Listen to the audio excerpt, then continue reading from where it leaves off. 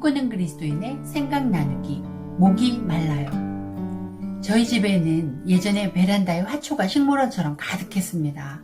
친정 어머님 때문이었지요. 저는 그 화초가 별로 달갑지 않았었습니다. 왜냐하면 엄마 혼자서 돌보기가 버거우시니까 자꾸 제게 물을 줘라, 같이 옮겨줘라 부탁을 해오시니 그놈들이 짜증이 났었습니다. 그런데 그 영향일까요? 흉보면서 배운다고 예배당에 하나둘 돌보던 화초들이 늘어나서 많아지자 제가 제대로 돌보지 못해서 마음 따뜻한 집사님들께서 이제 이것들을 돌보십니다. 그런데 이게 수월찮게 번거롭게 합니다. 집도 가깝지 않으신 집사님 두 분은 예배를 마치시고 얼른 식사를 하러 가족들과 귀가를 하셔야 하는데 5층에서부터 물을 받아주고 가시려니 가족들이 함께 차에서 기다리는 벌을 받기도 하고 또 일을 막으려고 어떤 때에는 토요일에 일부러 오셔서 물을 주고 가기도 하십니다. 이 일은 잘하면 표가 안 나고 어쩌다 경황이 없어 한 주 놓치기라도 하면 잎이 많거나 큰 녀석들은 축 처져서 나 목말라 기운 없다고요 하면서 표를 냅니다. 그런데 문득 요즘 유난히 기운이 없고 지쳐 계신 성도님들 몇 분을 떠올리며 우리도 이렇구나 하는 생각이 들었습니다.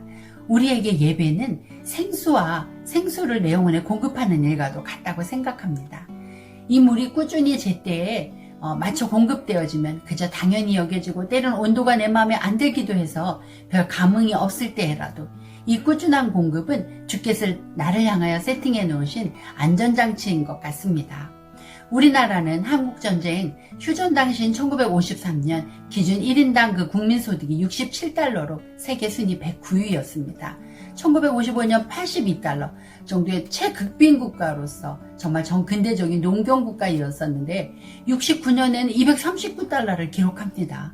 7, 80년대는 한강의 기적이라고 하면서 정말 그 세계가 놀라는 괄목할 만한 경제 성장을 이루게 되어지지요. 이러한 결과는 정말 이 시대를 살아내신 우리 부모님들의 수고 덕분이요 하나님의 축복이라고 생각되어집니다. 이때 우리 아버지들은 정말 야근과 잔업도 부지기수로 하시면서 얼마나 바쁘게 보내셨는지 모릅니다. 어머니들은 어떠셨나요?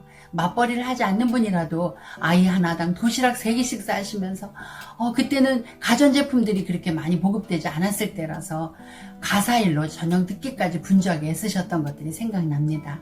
요즘 웬만한 가정의 가전제품은 하녀 최소 5명 이상의 일을 해주고 있습니다.